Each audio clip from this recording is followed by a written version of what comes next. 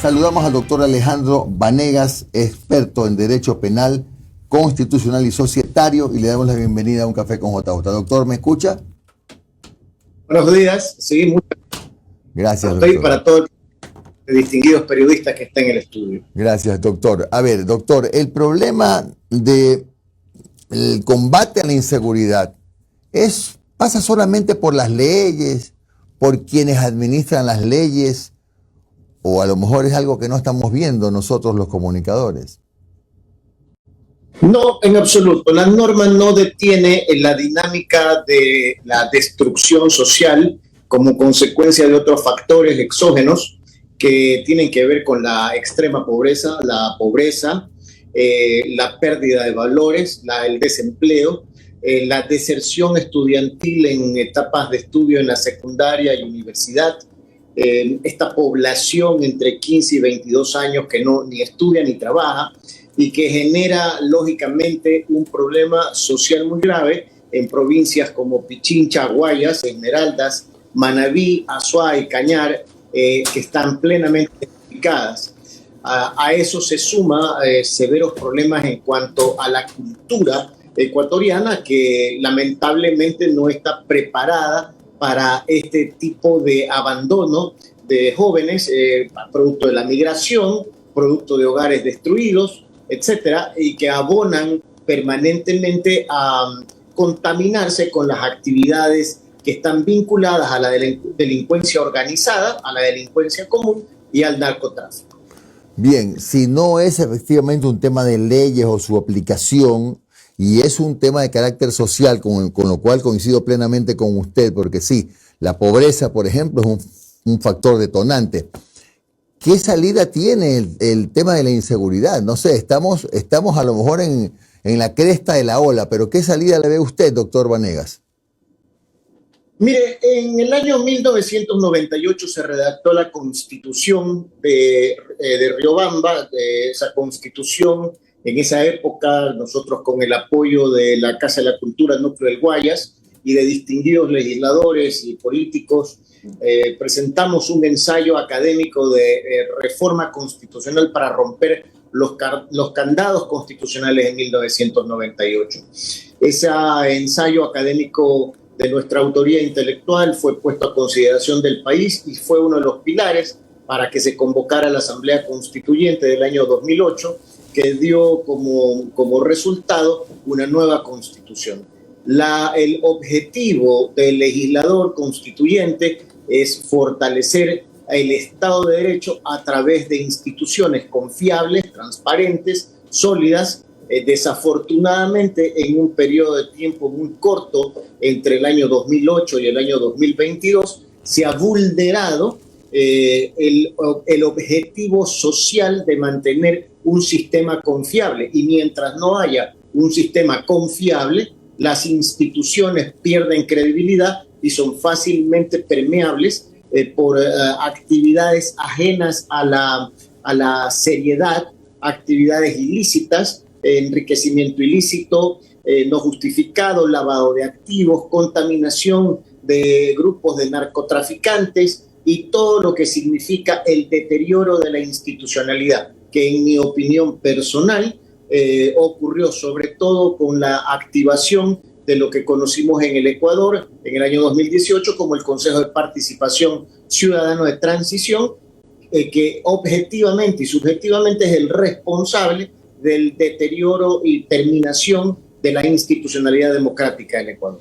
Dígame, ¿el endurecimiento de penas, según su criterio jurídico, de alguna manera contribuiría a bajar los índices de esta violencia criminal que se ha desatado en el Ecuador?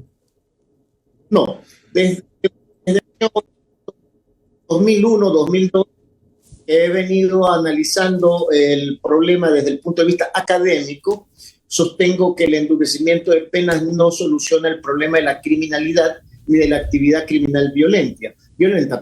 Es más bien los planes de reinserción social, la inversión pública, la generación de empleo formal, la ultraactividad educativa, el deseo de que esa educación llegue a más ecuatorianos en las 24 provincias, en los 221 cantones, va a permitir una mejor respuesta de carácter social al problema que estamos teniendo en este momento. Quiero señalar también que la intervención de países amigos, particularmente de los Estados Unidos, en la persona del embajador Fitzpatrick, que se ha vinculado emocionalmente al Ecuador y que está inclusive recorriendo el país, lo vi hace muy poco en Loja, y está apoyando a los cuerpos élites de Policía Nacional, al gobierno central, en la lucha contra el narcotráfico, colaboran para ir devolviéndole al país serenidad y tranquilidad. Pero la respuesta no está en la sanción, la respuesta está en la prevención. Doctor, Omar Jaén le saluda, buen día. Gracias por su tiempo, doctor. Buenos días. Doctor. Es un gusto. Gracias, doctor. Doctor, hay gente que quiere bala. O sea, hemos llegado a un punto en donde la gente dice, corran bala y lleven por volquetas a la penitenciaría a los delincuentes, sobre todo a los sicarios y a los que están haciendo atentados. Eso también es símbolo de un hastío de la población que ve que no hay otras salidas y que venga este tipo de discursos que son totalmente válidos, el tema de atacar la base social de la delincuencia. Es decir, si uno ataca la base social, es decir, dando educación, dando salud, dando espacios para que los jóvenes hagan deporte, dando una vida digna, tú le quitas la base social pues, a la delincuencia. Pero la gente dice, eso es muy romántico. Aquí queremos bala, aquí queremos gente presa por volquetas. ¿Cómo se puede convencer a la gente de que esa quizás no es la mejor salida? Los aspectos culturales son esenciales para la comprensión de la problemática social. Pero la sociedad es un todo.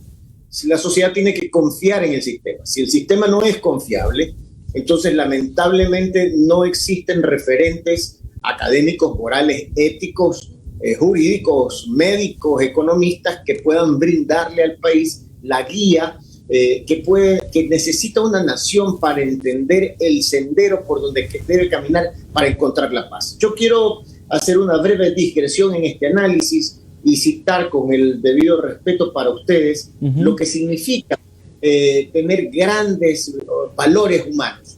En Estados Unidos, por ejemplo, la jueza Ruth Bader Ginsburg es un ejemplo de una jueza que vivió en consecuencia, una jueza progresista. El gobierno americano la acaba de premiar con un sello postal. Regresando al Ecuador, yo quiero citar un ejemplo respetuoso de un juicio político famoso, para mí el más importante de todos, cuando un legislador llevó adelante el juicio político contra el doctor Carlos Feró Blum.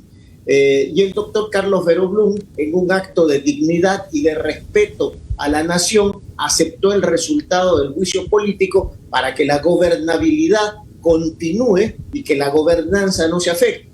En estos días existió un juicio político contra 4 vocales del Consejo de Participación Ciudadana y la respuesta es el abuso del derecho para que un juez de la Concordia, con una resolución tirada de los cabellos, que genere un conflicto con la función legislativa en pleno y decidan regresar a sus funciones con una conducta que es absolutamente egoísta e incomprensible. Porque si nosotros comparamos los momentos culturales y académicos del Ecuador en 1980 con la conducta del doctor Carlos Feró Blum, ejemplar, y con la conducta de los actuales funcionarios en el 2022, encontramos la respuesta a la anarquía que vive el Ecuador. Entonces, si el sistema no es confiable, si el sistema no le brinda al ecuatoriano la tranquilidad de que se está actuando como debe ser en beneficio de la nación y no se tienen agendas privadas, va a tener una erosión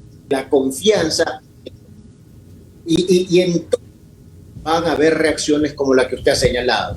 Doctor, otro de los temas que se está discutiendo por estos días, es más, ya se está prendiendo motores en la Asamblea para que la Mesa de Justicia la de Seguridad del Estado lo analice, el tema del porte de armas. Hay un sector de la población respetable que considera que necesitan un arma para poder defender a los suyos, para defender a su familia, para defender a sus negocios, para defender sus propiedades. Dicen, ellos utilizan mucho el discurso de puchica, el ladrón sí puede estar armado, pero yo no, y yo quiero defender a mi familia. Por lo menos aquí, hablo a nombre de mis compañeros de mesa, aquí en esta mesa no somos partidarios del libre porte de armas, pero hay un sector de la población que dice que sí. ¿Usted qué opina? ¿Es una solución para, por lo menos, poder garantizar la seguridad de tu familia, de tu negocio, o es algo que podría ser peor?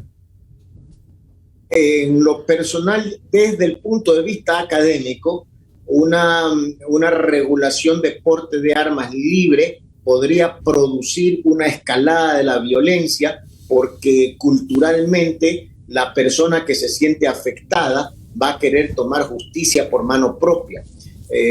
Países con un mayor nivel cultural, con estados específicos como el estado de Texas, donde se utiliza con facilidad o se accede con facilidad a las armas, tienen pues 100, 150 años teniendo esta práctica, y por lo tanto su población está acostumbrada a portar armas dentro de un marco legal, obviamente, y con respeto a la autoridad. El problema es que en el Ecuador, cuando usted tiene estas facilidades y estos grupos sociales tan amplios de adolescentes, de jóvenes infractores, e inclusive de sicarios, de personas criminales que van a poder acceder a las armas. Ahora vemos con horror cómo se pueden robar fusiles AK-47 del cuartel que está ubicado en San Eduardo, o pistolas Glock, o revólveres. Imagínese usted si ya no es necesario robar los fusiles o las pistolas, sino que van a estar a la libre venta.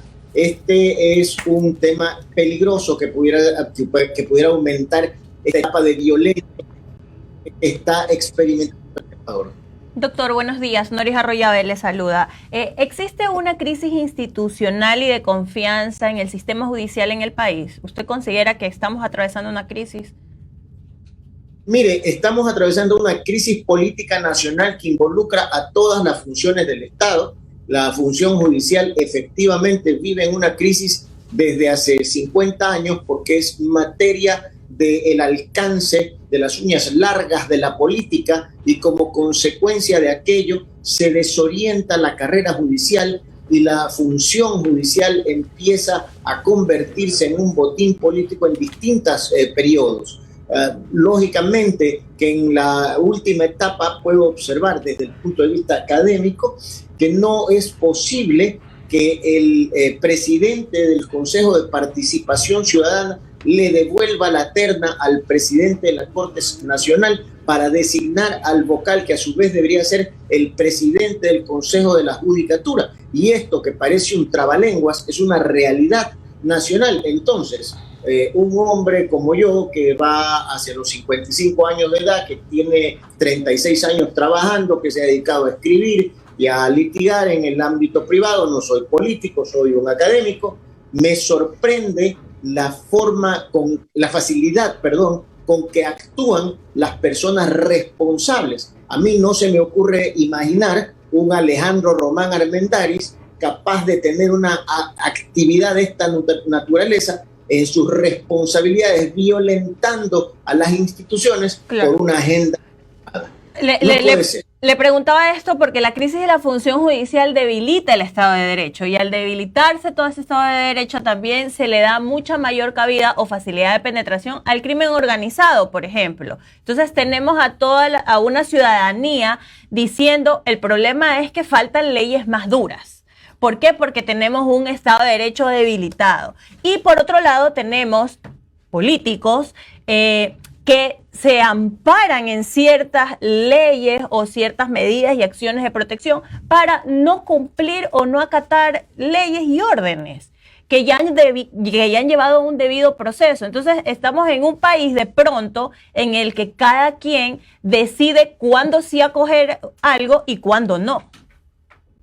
Noris, ya a propósito de su valioso análisis, quiero volverme a referir a un ejemplo que he citado, porque hay varios, pero le he citado un ejemplo en particular: el juicio político en contra del doctor Carlos Ferro-Blum. El doctor Carlos Ferro-Blum fue censurado y destituido de sus funciones como ministro de gobierno del presidente Jaime Roldós Aguilera. Ese hombre, un hombre valioso, un hombre intelectual, académico, un jurista, asimiló la decisión del Congreso Nacional, entonces Congreso Nacional, actual Asamblea Nacional, y en lugar de ir a buscar una leguleyada para conservarse en funciones, tomó sus libros, tomó sus fotos y regresó a su despacho a trabajar como abogado. Comprendo. Ese es un ejemplo de un ecuatoriano superior, capaz de entender lo que significa el respeto a la institucionalidad. Doctor, pero si las instituciones, sí, si doctor, las instituciones están en manos de personas que tienen agendas privadas y a las que no les interesa respetar a la nación, ni tener límites éticos, morales, legales, y que están dispuestos a lo que sea para beneficiarse a sí mismos o a sus agendas privadas, entonces desafortunadamente va a ocurrir esto que usted dice de la fragilidad institucional, que en realidad en el Ecuador no existe. Doctor Vanegas, ¿y de qué forma podemos, ya parar esto de aquí? Porque aquí en este panel lo hemos dicho y lo advertimos cuando empezó Guadalupe Llori con eso. ¿De qué forma podemos parar y que esto ya no suceda? Y por otro lado, y con esto termino, ¿va a ser candidato a Contralor? La primera pregunta, la forma correcta, en mi opinión, y lo he discutido ampliamente con el licenciado Jimmy Jairal a lo largo de aproximadamente 18 años, es que el Ecuador debe ir hacia una convocatoria a una asamblea constituyente con un método de Hunt para buscar elevar el discurso público y el discurso académico nacional en beneficio de la sociedad. A la segunda, me sorprende el conocimiento suyo de la posibilidad que presente mi candidatura como Contralor General del Estado en el concurso de oposición y méritos.